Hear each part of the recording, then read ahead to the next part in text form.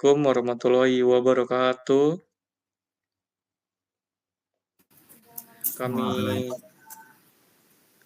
Kami dari kelompok 1 tentang laporan akhir Internet of Things dengan tema CCTV. Untuk kelompok kami yang pertama ada Arzela Aulia, yang kedua ada Intan Permatais Putri, yang ketiga ada Joy Vendika, yang keempat ada Muhammad Ibnu Andareas, yang kelima ada saya sendiri Rafael Irfan Siburian. Oke, selanjutnya untuk latar belakang, IoT merupakan konsep yang menghubungkan perangkat fisik ke jaringan internet. Itu memungkinkan perangkat tersebut untuk berkomunikasi, mengumpulkan, dan berbagi data secara real-time. Dalam beberapa tahun terakhir ini, aplikasi IoT semakin berkembang pesat dalam berbagai bidang, termasuk keamanan dan pengawasan. Salah satu aplikasi IoT dalam bidang keamanan adalah penggunaan Closed Circuit Television atau CCTV yang sering kita kenal, yang dapat diakses dan dikontrol dari jarak jauh melalui jaringan internet. Sistem ini memberikan kemampuan pemantauan yang efektif dan efisien bagi penggunanya untuk memantau lokasi tertentu kapanpun dan dimanapun. Keamanan merupakan kebutuhan fundamental bagi individu maupun kelompok, terutama dalam area-area rentan terhadap tindak kejahatan. Salah satunya, solusi yang untuk meningkatkan keamanan adalah dengan memasang kamera pengawas atau CCTV tadi. Namun, penggunaan CCTV konvensional memiliki keterbatasan, terutama dalam hal aksesibilitas dan mobilitas. Dengan perkembangan teknologi IoT, CCTV kini dapat dihubungkan ke internet, sehingga dapat diakses dari jarak jauh menggunakan perangkat seperti smartphone ataupun komputer. Aplikasi pengawasan berbasis IoT tidak hanya memungkinkan pemantauan real-time, tetapi juga menawarkan fitur-fitur tambahan seperti deteksi gerakan, notifikasi langsung, dan penyimpanan cloud yang memberikan nilai tambah bagi pengguna.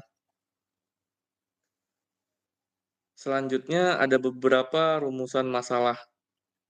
Yang pertama, bagaimana cara memastikan keamanan dan kenyamanan keluarga melalui sistem pengawasan jarak jauh berbasis IoT.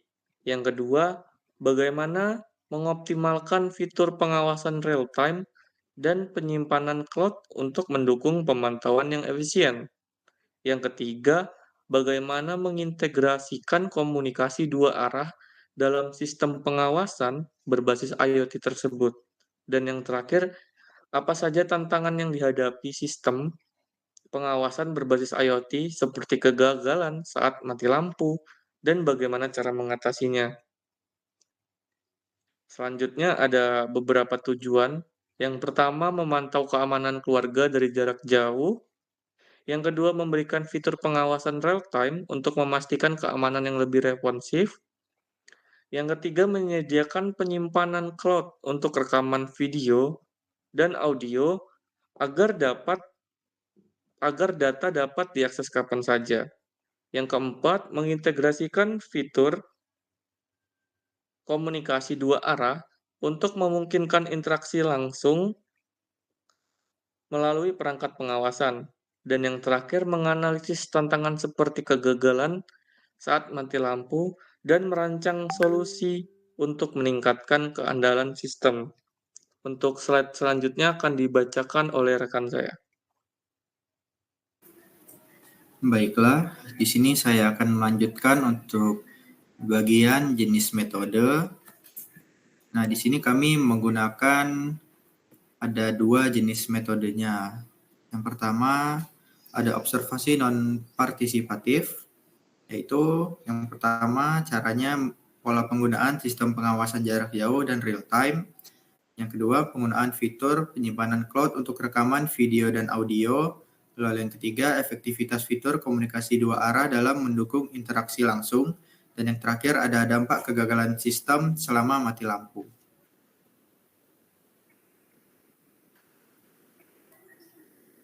Next slide.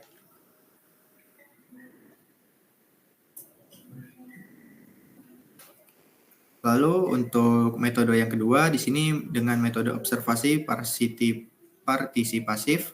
Yang pertama caranya kemudahan akses fitur pemantauan melalui smartphone atau komputer. Yang kedua proses pengelolaan dan pengambilan data rekaman dari penyimpanan cloud. Dan yang ketiga pengalaman menggunakan komunikasi dua arah saat situasi darurat. Next slide.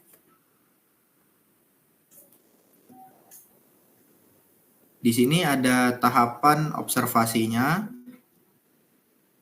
Yang pertama, kami menggunakan perencanaan observasinya itu yang kami lakukan tentunya menentukan lokasi pengamatan, yaitu rumah pengguna sistem pengawasan berbasis IoT. Lalu kami mengidentifikasi perangkat yang digunakan. Di sini kami mengambilnya itu CCTV IoT dan menggunakan aplikasi smartphone dan tentunya menggunakan internet.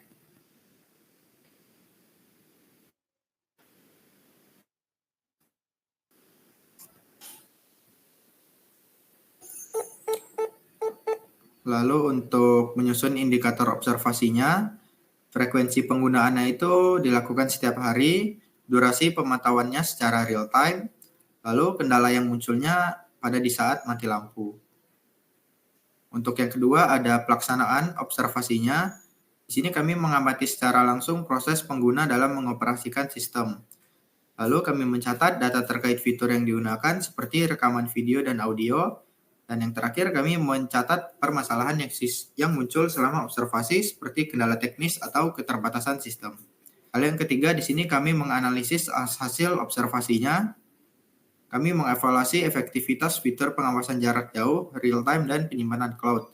Lalu yang kedua di sini kami juga mengidentifikasi tingkat keberhasilan komunikasi dua arah dalam meningkatkan interaksi pengguna. Dan yang terakhir performa sistem. Lalu yang terakhir kami ada penyusunan pelaporan hasil observasi.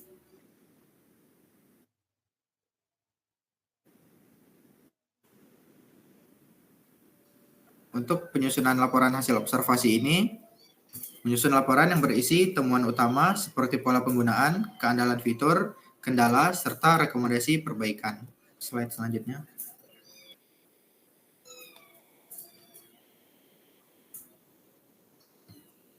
Dan ini waktu dan tempat kami melakukan observasi, waktunya itu pada hari Rabu 27 November 2024. Tempat observasinya itu di Jati Agung, Lampung Selatan. Next slide. Nah, di sini untuk bagian bab 2 pembahasan, industri pengawasan berbasis teknologi khususnya yang memanfaatkan Internet of Things atau IoT mengalami perkembangan pesat dalam beberapa tahun terakhir. Dengan semakin tingginya kebutuhan akan keamanan di berbagai sektor, penggunaan alat-alat seperti CCTV berbasis IoT telah menjadi solusi yang banyak diadopsi oleh rumah tangga, bisnis, hingga fasilitas publik. Industri ini melibatkan berbagai perusahaan yang mengembangkan dan memproduksi perangkat keras dan perangkat lunak terkait, termasuk kamera pintar, sensor gerak, dan server penyimpanan cloud.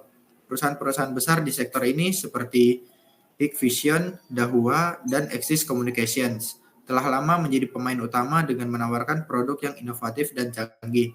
Mereka harus melakukan riset dan pengembangan untuk meningkatkan fitur-fitur seperti kualitas gambar yang lebih tinggi, teknologi deteksi wajah, serta integrasi dengan teknologi rumah pintar. Baiklah, slide selanjutnya akan dilanjutkan oleh rekan saya.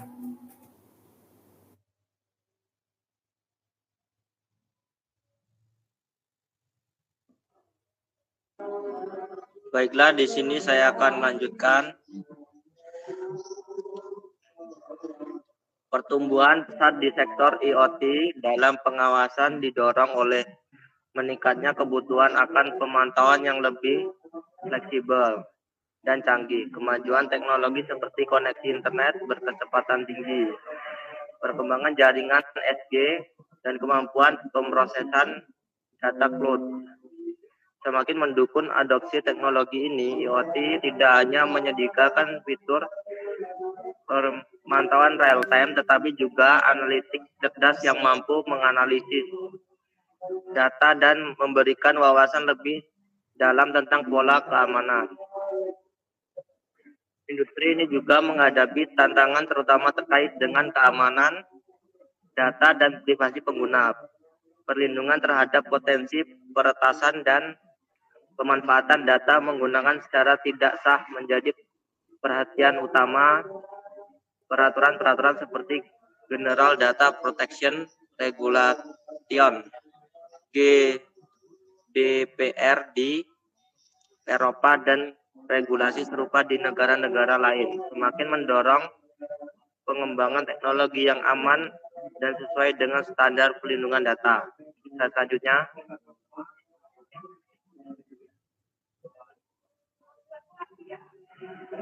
tujuan utama dari penggunaan alat CCTV berbasis IoT ini adalah untuk meningkatkan tingkat keamanan dan kenyamanan bagi penggunanya.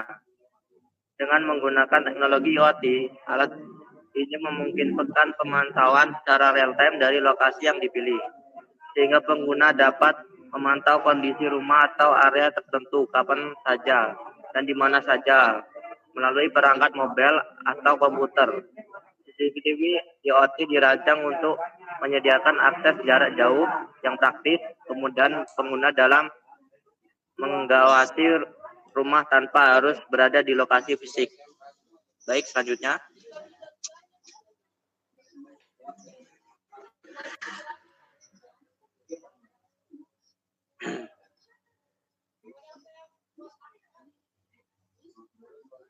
Sistem kerja.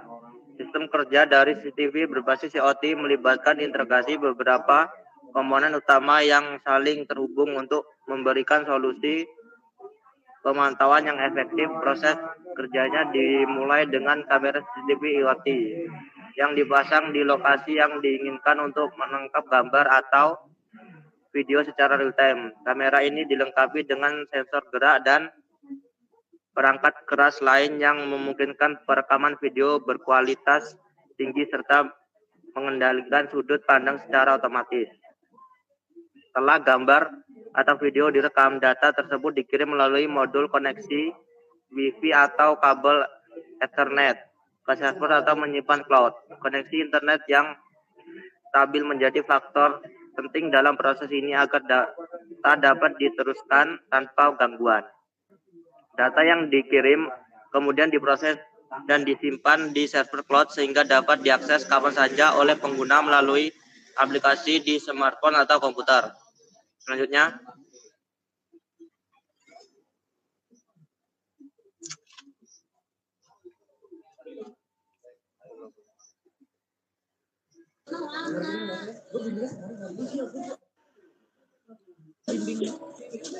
baik, saya lanjut.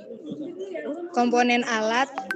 Nah, komponen alat ini terdiri dari 7. Yang pertama itu ada kamera CCTV IoT. Nah, ini merupakan inti dari sistem yang berfungsi menangkap gambar dan video secara real time. Kamera ini dilengkapi dengan fitur perekonomian berkualitas tinggi dan dapat mengatur sudut pandang secara otomatis atau manual. Yang kedua ini ada modul koneksi atau Wi-Fi internet. Nah, jadi komponen ini memungkinkan kamera untuk terhubung ke jaringan internet. Modul koneksi bekerja melalui router, Wi-Fi, atau kabel internet untuk memastikan transmisi data yang stabil dan lancar ke server atau cloud. Nah, yang ketiga ini ada server atau cloud storage, yaitu tempat penyimpanan data rekaman yang dikirim oleh kamera. Nah, pengguna dapat mengakses rekaman tersebut melalui aplikasi di perangkat smartphone atau komputer. Dan yang keempat ini ada aplikasi pengguna smartphone atau komputer. Nah, jadi aplikasi ini tuh memungkinkan pengguna untuk mengontrol dan memantau kamera dari jarak jauh. Nah, jadi melalui aplikasi ini pengguna tuh dapat melihat rekaman langsung, mengatur pengaturan kamera serta menerima notifikasi ketika terdeteksi aktivitas mencurigakan. Nah, yang kelima ini ada sensor deteksi gerakan, yaitu sensor ini bekerja secara otomatis untuk mendeteksi gerakan di area pemantauan. Nah, yang keenam ini ada mikrofon dan speaker atau fitur komunikasi dua arah. Nah, kalau komponen ini itu memungkinkan pengguna untuk berkomunikasi langsung melalui kamera. Nah, jadi memberikan kemampuan berbicara dan mendengar secara real time. Nah, yang terakhir ini ada baterai cadangan yaitu sebagai sumber daya tambahan. Nah, jadi baterai cadangan memastikan sistem tetap aktif selama pemadaman listrik, menjaga kelangsungan pemantauan tanpa gangguan. Next.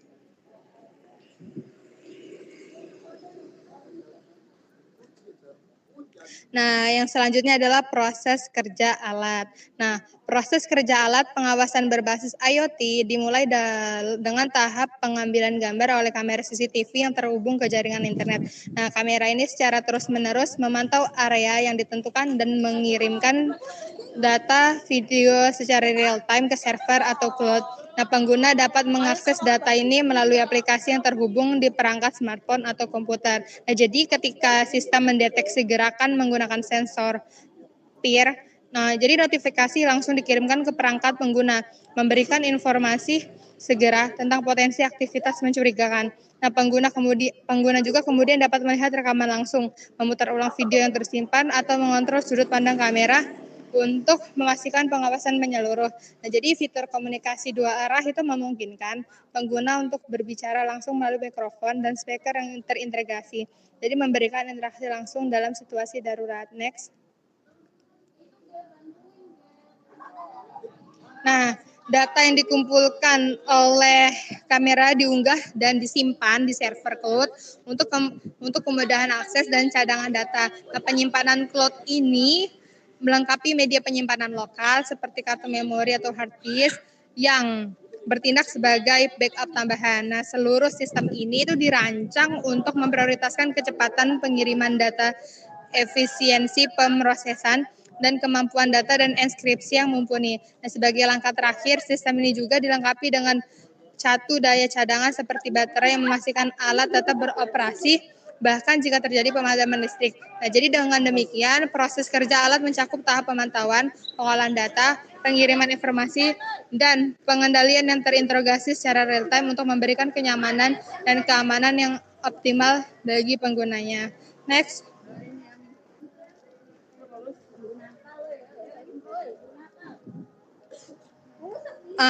Implementasi elemen pada alat.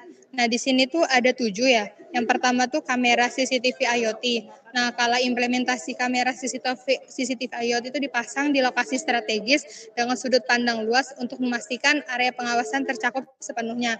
Nah, kalau yang sensor deteksi gerakan berbasis peer atau passive infrared itu digunakan untuk mendeteksi aktivitas mencurigakan. Nah, ketika gerakan terdeteksi, sistem akan mengirimkan notifikasi secara otomatis ke perangkat pengguna. Nah, yang ketiga tuh ada komunikasi dua arah. Nah, komunikasi dua arah itu contoh di sini kan mikrofon dan speaker yang terintegrasi memungkinkan pengguna melakukan komunikasi langsung melalui aplikasi yang terhubung. Nah, yang keempat ini ada penyimpanan data. Nah, jadi rekaman video itu disimpan di media penyimpanan lokal seperti kartu memori atau hard disk serta cloud untuk cadangan dan kemudahan akses. Nah, yang kelima ini ada modul komunikasi, yaitu berupa Wi-Fi atau LTE, memungkinkan kamera terhubung ke jaringan internet untuk mengirimkan data ke server atau cloud. Nah, yang ke-6 ini ada aplikasi pengguna, yaitu aplikasi berbasis smartphone atau komputer memfasilitasi kontrol alat termasuk pengaturan kamera, pemantauan langsung, dan akses rekaman.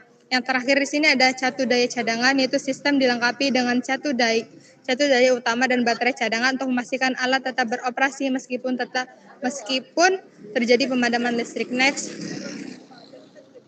Satu lagi. Nah, bab 3 ini hasil analisis. Nah, jadi hasil implementasi dari analisisnya ini ada yang pertama tuh ada arsitektur sistem. Nah, kalau arsitektur sistem ini terdiri dari 5.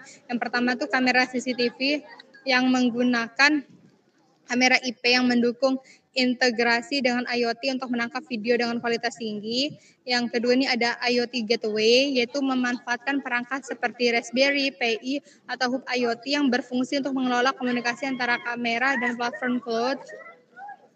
Yang ketiga ini ada platform cloud, sebuah server yang dirancang untuk menyimpan, memproses, dan menganalisis data video yang dihasilkan.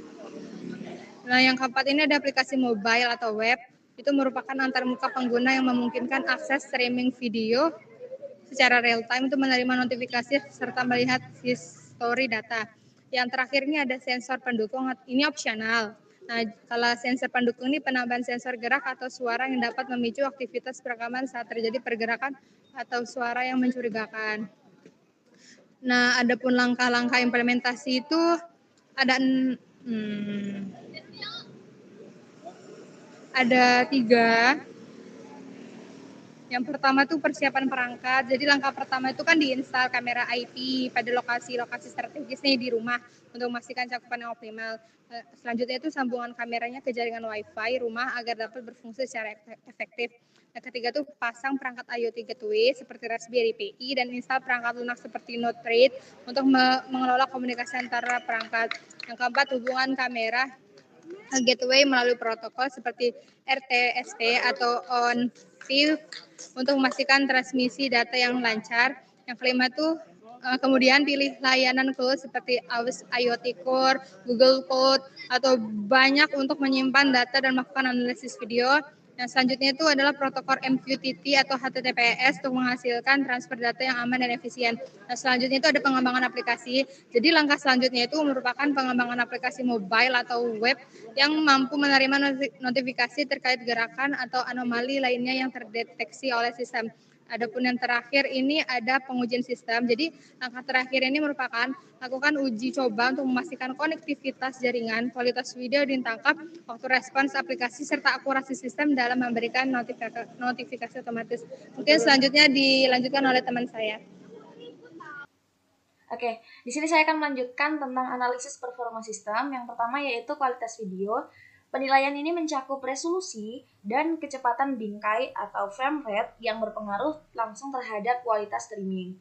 Yang kedua yaitu latensi, merujuk pada waktu tunda antara perekaman video hingga saat pengguna menerima notifikasi.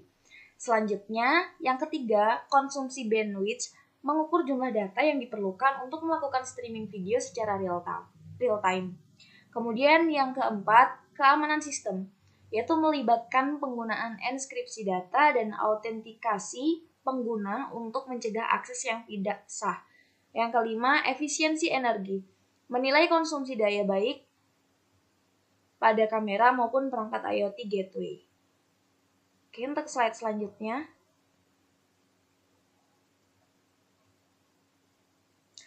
Ada hasil performa sistem CCTV IoT. Yang pertama yaitu kualitas videonya. Kualitas video itu resolusinya 1080p, menyediakan kualitas terbaik untuk pengenalan detail. Kemudian frame rate-nya yang disarankan berkisaran antara 15 hingga 30 fps untuk pengalaman visual yang lebih nyaman. Kemudian yang kedua yaitu latensi. Rata-rata latensinya berada pada kisaran 2 hingga 5 detik tergantung pada kualitas jaringan internet yang digunakan. Dengan pemanfaatan jaringan fiber optik, latensi dapat ditekan hingga tingkat yang lebih rendah. Untuk slide selanjutnya.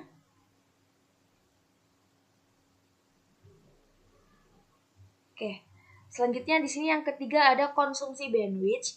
Video 1080p dengan 30 fps memerlukan 2-3 Mbps per kamera. Untuk rumah dengan 3 kamera disarankan internet dengan kecepatan minimal 10 Mbps. Yang keempat yaitu keamanan sistem. Sistem dengan protokol HTTPS dan enskripsi AES 256 bit terbukti tahan terhadap serangan man in the middle. Kemudian autentikasi 2 faktor meningkatkan keamanan. Yang kelima yaitu efisiensi energi. Kamera IP rata-rata mengonsumsi 5-15 watt. Dengan pemakaian 24/7 atau 24 jam selama 1 minggu, konsumsi bulanan rata-rata mencapai 10-20 kWh per kamera. Slide selanjutnya. Oke, di sini kesimpulannya, implementasi sistem CCTV berbasis IoT di rumah memberikan sejumlah manfaat penting dalam bidang keamanan, kemudahan akses, dan fleksibilitas. Dengan kemampuan untuk memantau rumah secara real-time melalui aplikasi atau perangkat yang terhubung ke internet, sistem ini memungkinkan pemilik rumah merespons situasi darurat dengan lebih cepat. Fitur tambahan seperti deteksi gerak, notifikasi otomatis, dan penyimpanan cloud semakin meningkatkan fungsionalitas dan efisiensi sistem. Namun, keberhasilan implementasi sangat bergantung pada faktor antara lain kualitas jaringan internet, kemudian keamanan data, serta optimalisasi perangkat keras dan perangkat lunak. Lanjut, untuk sarannya sendiri di sini untuk memastikan performa sistem yang lebih optimal dan meningkatkan efektivitas penggunaan CCTV berbasis IoT di rumah, peningkatan kualitas jaringan, keamanan data, efisiensi sistem, integrasi ekosistem, peningkatan fitur, dan penggunaan listrik harus lebih dimaksimalkan. Dengan penerapan langkah-langkah ini, sistem CCTV berbasis IoT dapat menjadi suatu yang handal, efisien, dan aman untuk memenuhi kebutuhan keamanan rumah modern. Mungkin saya kembalikan ke moderator. Oke, mungkin sekian presentasi dari kelompok 1 tentang IoT yaitu CCTV. Mohon maaf jika ada salah kata perbuatan dari kelompok kami. Mohon maaf juga jika banyak kurangnya. Kami akhiri. Wassalamualaikum warahmatullahi wabarakatuh. Waalaikumsalam. Waalaikumsalam warahmatullahi wabarakatuh.